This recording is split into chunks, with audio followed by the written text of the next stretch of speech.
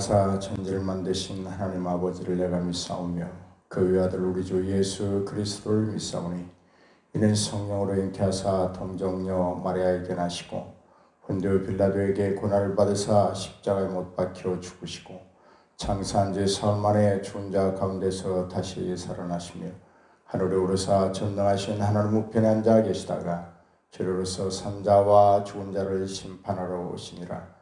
성령을 믿사오며 거룩한 공예와 성도가 서로 교통하는 것과 죄를 사하여 주시는 것과 몸이 다시 사는 것과 영원히 사는 것을 믿사옵나이다. 아멘. 할렐루야. 오늘도 이렇게 새벽제단에서 우리 함께 말씀을 상고하면서 또 함께 기도할 수 있음에 하나님 앞에 감사를 드립니다. 자, 오늘은 누가복음 마지막 장 24장 말씀을 상고하시면서 함께 은혜를 나누고자 합니다. 누가복음 24장입니다. 자, 누가복음 24장 말씀은 이제 예수님께서 살아나시고 또 제자들을 만나고 엠마오 길로 내려가고 있는 그 두 사람을 만나셔서 하나님이 말씀해 주시고 11 제자에게 나타나셨던 그런 여러 가지 사건들, 그리고 마지막에는 하늘로 올리워져 가시는 그런 사건들을 기록해 놓고 있습니다. 실제로 24장 1절로부터 10절까지 말씀을 보면 안식 후 첫날이었습니다. 새벽에 여자들이 향품을 가지고 무덤을 찾아갑니다. 그런데 무덤을 가로막고 있던 이 돌이 옮겨져 있습니다. 그래서 깜짝 놀라서 들어가 보니까 예수님의 시체가 보이지 아니하였다, 그렇게 기록하고 있습니다. 그런데 근심하고 있었는데, 예수님의 시체가 없어졌기 때문에 근심하고 있었는데, 그때 찬란한 옷을 입은 두 사람이 곁에 선 모습을 봅니다. 그리고 그 여자들에게 말하기를, 너희가 어찌하여 살아있는 자를 죽은 자들 가운데서 찾느냐? 너희에게 이미 말씀하시지 않았더냐?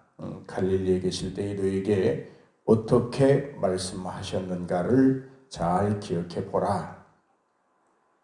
그렇게 말을 해 줍니다. 그래서 이 여자들이 황급히 제자들이 모여있는, 사도들이 모여있는 곳으로 달려가서 그 말을 전합니다. 예수가 살아나셨다. 그런데 그 사도들이 그들이 하는 말이 허탄한 말인 줄 알고 믿지 못하였습니다. 오늘 사랑하는 여러분, 예수는 죽음에 있을 수가 없습니다. 하나님이시기 때문입니다. 생명의 주인 되시는 주님이 죽음을 상징하는 무덤 속에 갇혀 있을 수가 없습니다.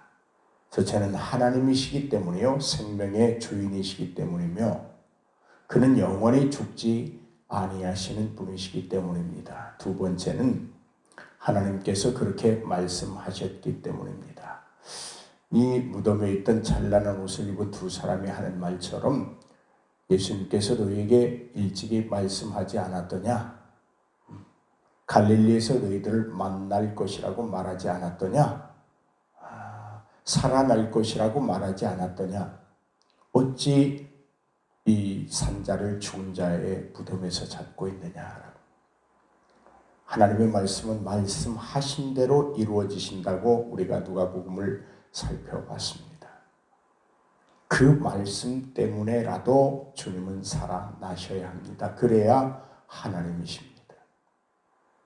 살아나셨기에 우리 부활이 온전히 믿을만하고 우리에게 부활이 주어진 것입니다.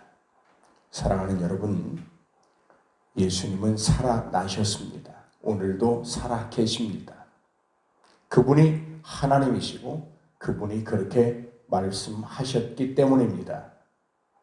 또한 우리에게 부활을 약속하셨기 때문에 우리가 부활을 믿고 살 수 있도록 본인은 반드시 살아나신 것입니다. 그런데 여기 베드로라고 하는 사람이 달려서 무덤에 가봅니다. 사도들은 믿지 않지만 연예계 베드로가 무덤에 열심히 달려가서 굽어봅니다. 역시 세마포만 보이고 예수님이 보이지 않습니다. 베드로가 깜짝 놀랐습니다. 사랑하는 여러분, 베드로가 누구입니까? 3년 동안 주님을 따라다니면서 줄곧 그 말씀을 듣고 배웠던 사람입니다. 그럼에도 불구하고 예수님이 부활하신 이 모습을 보고 이 현장에서 그는 깜짝 놀라게 됩니다. 말씀을 의지하고 말씀을 믿고 말씀의 성취를 확신하는 자들은 놀라지 아니하고 기뻐했어야 할 것입니다. 그런데 이 베드로는 잔뜩 놀란 다음에 살아계신 예수님을 만나려고 갈릴리로 가지 아니합니다. 자기 집으로 돌아갔다고 말하고 있습니다. 베드로의 아직도 연약한 믿음, 하나님의 말씀에 대한 확신이 결여되어 있다, 그렇게 볼 수 있습니다. 오늘 사랑하는 여러분, 부활하신 예수님을 여러분은 어디에서 만나기를 원하십니까? 부활하셨다고 하는 예수님의 그 현장을 목격하고 여러분은 제일 먼저 어디로 달려가시겠습니까? 부활하신 주님을 만나려고 말씀하신 곳으로 달려가시겠습니까? 아니면 깜짝 놀라고 두려워서 집으로 돌아가시겠습니까? 오늘 부활하신 예수님, 그분을 만나기 위하여 우리는 약속하신 대로, 약속하신 곳에서 만나기 위하여 우리는 노력하고 더 수고해야 될 줄로 믿습니다. 엠마오로 가는 사람이 둘이 있었습니다. 그들이 예루살렘에서 일어났던 일들을 이야기를 하고 쭉 갑니다. 그때 예수님께서 그들에게 나타나셨지만 그들은 눈이 가려워져서 예수님이 자기들과 지금 대화하고 있는 것을 알지 못하였습니다. 예수님이 그들에게 묻습니다. 너희들이 지금 내려가면서 나누는 이 이야기가 무엇이냐? 그러니까 이들이 하는 말이, 당신은 예루살렘에서 그렇게 큰 일이 일어났고 역사적인 일이 일어났는데 어찌 당신만 모른단 말이요? 라고 말을 합니다. 그러면서 주님이 그런 말씀을 하십니다. 이게 무슨 일이냐? 다시 묻습니다. 그러니까 그들이 대답하기를, 나사렛 예수에 관한 일이니 그는 하나님과 모든 백성 앞에서 말과 일에 능하신 선지자였다.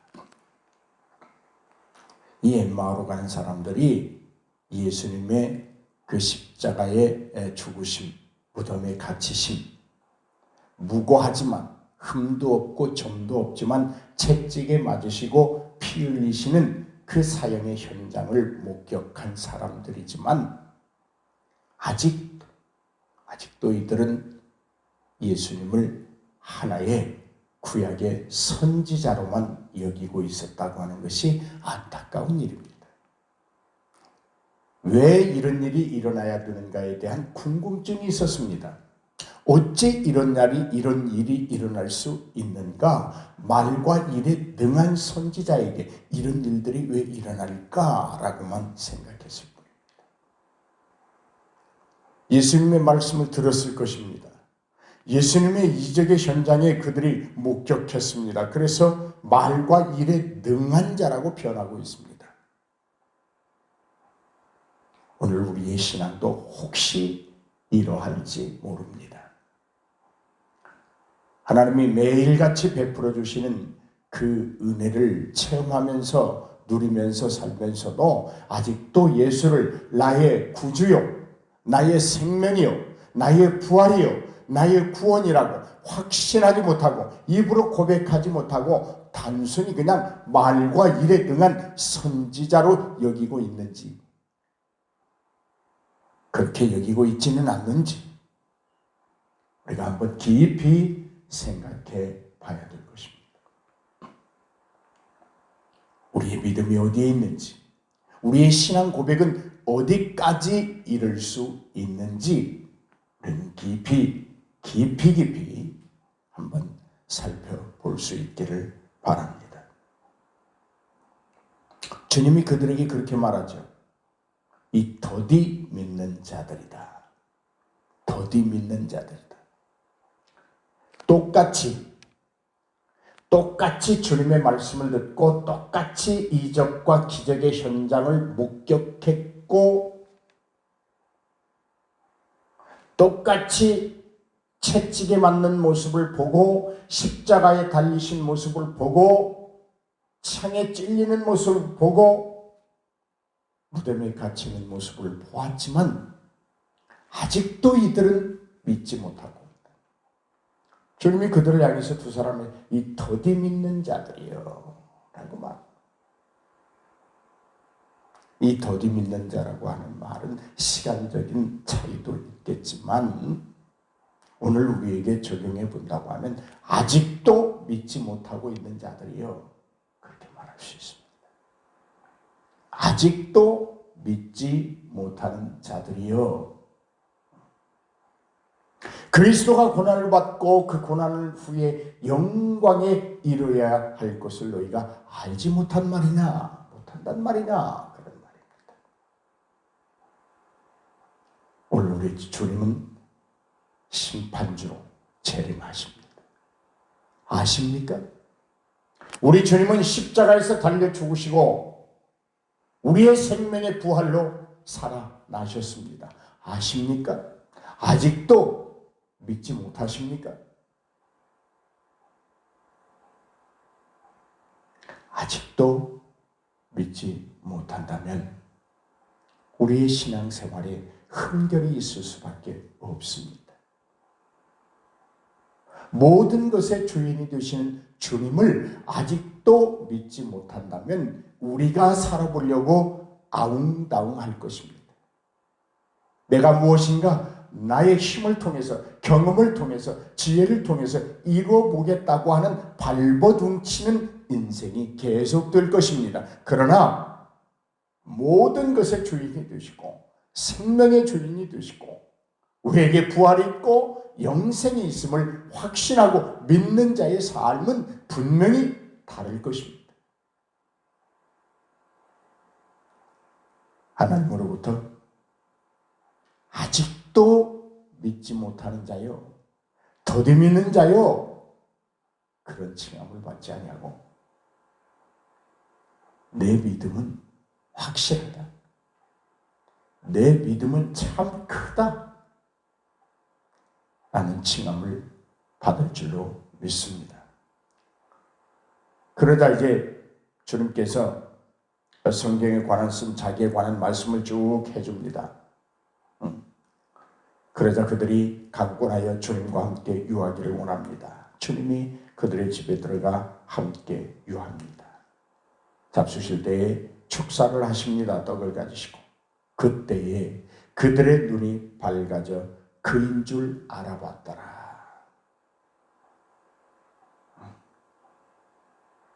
그리고 주님을 알아본 그들의 행동이 베드로보다 낫습니다. 33절에 곧 그때로 일어나 예루살렘으로 돌아갔다. 12 제자들이 있는 곳, 그곳을 그들이 돌아갔다. 그렇게 말하고 있습니다. 오늘 사랑하는 여러분, 우리가 눈이 어두워져서 주님을 알아보지 못하고 우리의 영적인 눈이 어두워서 주님을 알아보지 못하고 우리가 영적으로 어두워졌기 때문에 하나님의 말씀을 깨닫는 일에 무지함이 있다면 우리는 예루살렘으로 돌아와야 됩니다. 예루살렘으로 돌아와야 됩니다. 교회로 돌아와야 됩니다. 하나님의 품으로 돌아와야 됩니다. 말씀으로 돌아와야 됩니다. 마지막 때가 되면 사람들이 비상한 말로 우리를 유혹하고 또 넘어뜨리려고 꾀함이 있을지라도 우리는 반드시 교회로 돌아와야 되고 말씀으로 돌아와야 되고 하나님의 품으로 돌아와야 됩니다. 그것이 예수를 만난 사람들의 삶의 모습입니다.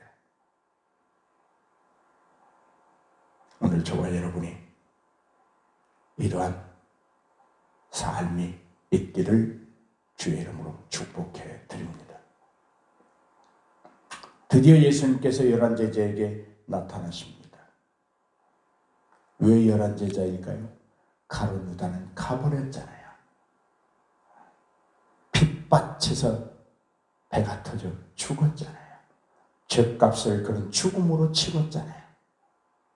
그래서 열한 제자입니다. 주님이 말씀하십니다. 너희에게 평강이 있을지어다. 할렐루야. 예수 그리스도께서 십자가에 달려 죽으시고 부활하셔서 열한 제자에게 나타나셔서 하시는 첫 말씀이 너희에게 평강이 있을지어다. 오늘 우리에게 평강이 있을지어다. 오늘 이 새벽 재단의 영상을 통하여 예배드리는 여러분 모두에게 평강이 있을지어다 주님이 말씀하시는 줄로 믿습니다. 우리에게는 이미 주님이 주시는 평강이 있습니다. 우리에게는 이미 부활하신 주님이 찾아오셔서 첫 말씀으로 주신 평안과 강건함이 우리에게 이미 있는 줄로 믿습니다. 이 평강을 상실하지 아니하고 혹시 잊었다고 하면 다시 기억하고 회복해서 오늘 평안과 강건함을 누리는 복된 삶이 되기를 바랍니다. 주님이 그런 말씀 주십니다. 너희에게 평강이 있을지어다 그렇게 말씀하시고 이제 두려워하고 마음에 의심하지 말라. 하나님의 평강은 두려움을 물리칩니다. 하나님의 평강은 마음에 의심이 없습니다. 의심이 도사릴 수 없습니다. 하나님이 주시는 평강이기 때문에 그렇습니다. 의심하는 그들을 향해서 주님은 내 손과 발을 만져봐라. 그리고 나인 줄 분명히 알아라. 오늘 사랑하는 여러분, 주님은 그러면서 그들에게 확신을 보여주기 위하여 여기 뭐 먹을 것이 없느냐 하니까 생선을 줍니다. 그래서 주님이 잡수셨습니다. 이 말은 분명히 주님은 살아나셨습니다. 영으로 그들에게 다가오신 게 아니고 다시금 육신으로 그들에게 분명하게 부활의 모습을 보여주셨습니다. 왜요? 의심하지 말고 두려워하지 않게 만들기 위해서 주님은 보여주셨습니다. 오늘 우리는 직접 눈으로 주님의 부활한 모습을 보지 못하지만 신앙의 눈으로, 믿음의 눈으로, 영적인 눈으로 부활하신 예수 그리스도를 분명히 볼 수 있기를 주의 이름으로 축복합니다. 그리고 주님이 주시는 그 평강을 누리며 살 수 있기를 바랍니다. 더 이상 두려워하거나 더 이상 마음에 의심을 품고 살지 아니하기를 주의 이름으로 축원합니다.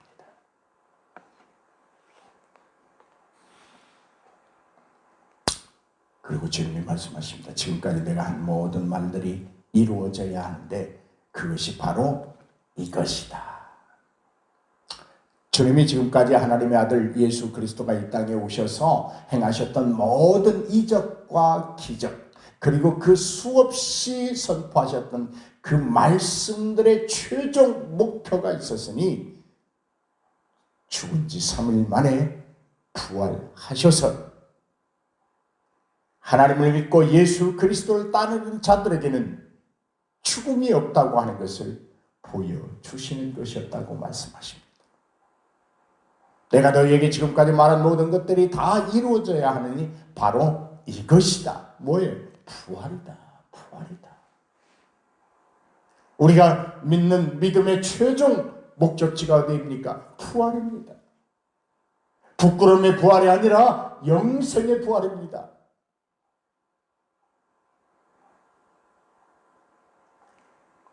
오늘 사랑하는 여러분, 이 말들을 들은 제자들은 마음을 열고 그들이 성경을 깨닫게 해주시는 하나님의 은총을 다시금 입습니다.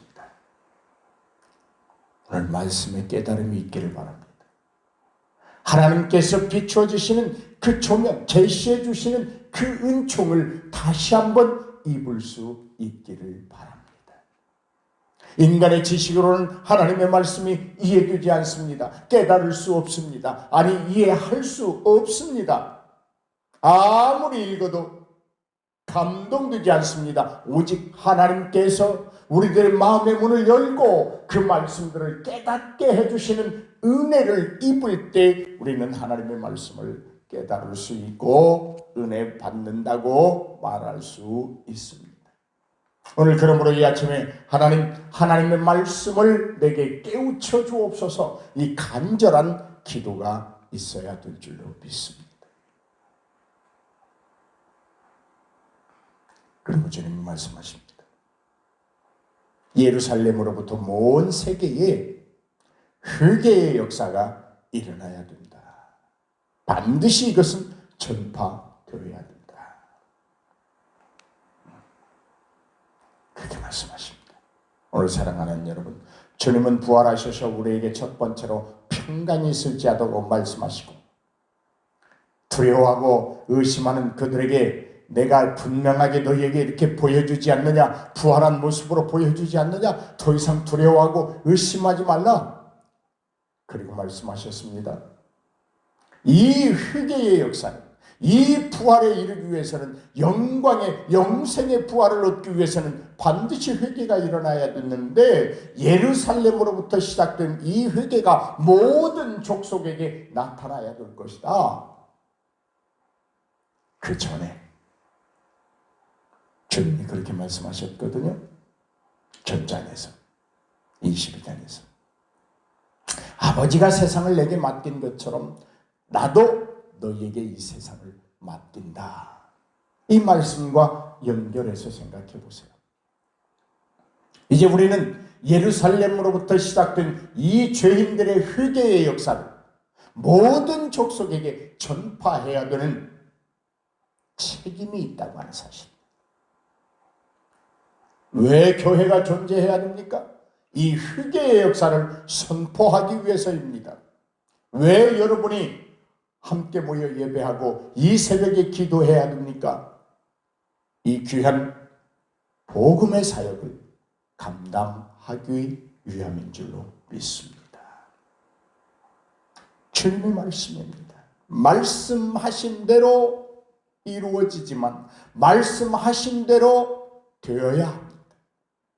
그 말씀하신 대로 되는 것, 그 일의 책임이, 오늘 그 일의 몫이 우리에게 있음을 깨닫고 쓰임받을 수 있음에 감사하기를 바랍니다.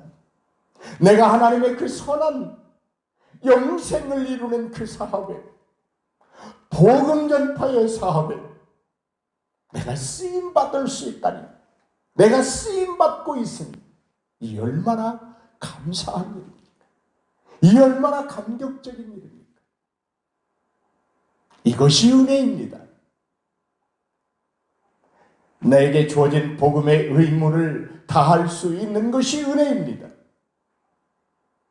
하나님이 내게 남겨주신 그 평강을 누리며 사는 것이 은혜입니다. 하나님이 내게 주신 어떤 그 복음 전파의 책무를 다하려고 노력하고 힘쓰고 애쓰는 것, 수고하는 것, 그 자체가 은혜인 것입니다. 이 은혜를 이 사순절 기간 동안에 우리가 충만히 누릴 수 있기를 주의 이름으로 축복해 드립니다.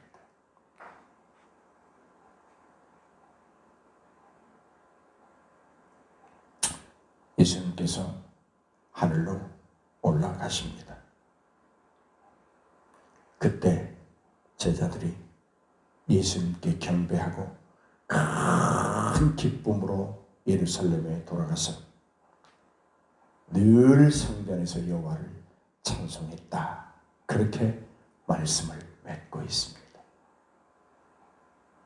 부활하신 예수님을 믿습니까? 거기에 대한 기쁨이 있습니까? 그 기쁨이 얼마나 되십니까? 여기 이 사람들은 부활하신 예수님을 만나고 예수님께서 조명하여 주시는 계시의 은총을 통하여 성경을 깨닫게 되고 그 이로 이들은 큰 기쁨에 쌓여서 예루살렘으로 다시 돌아간다. 신앙의 자리로 돌아왔습니다. 믿음의 자리로 돌아왔습니다. 순종의 자리로 돌아왔습니다. 감격이 있고 기쁨이 있고 인생의 희열이 있고 즐거움이 있고 큰 행복이 있고 평강이 있는 예루살렘으로 돌아왔습니다. 여러분, 혹시라도 여러분의 마음이 흩어져 있다면, 혹시라도 여러분의 마음이 교회에서 좀 거리를 두고 있다면 돌아오시기를 바랍니다. 거기에 기쁨이 있고 거기에 늘 여호와를 찬송하는 소리가 있습니다. 오늘 저와 여러분이 마지막으로 주님이 주셨던 그 말씀 기억하십시오. 내가 너희에게 약속한 것을 보내리라. 성령을 말씀하십니다. 오늘 이 아침에 그러므로 기도하실 때 그렇게 기도하십시다. 하나님, 내가 더 이상 두려워하거나 마음에 의심하지 않게 하옵소서.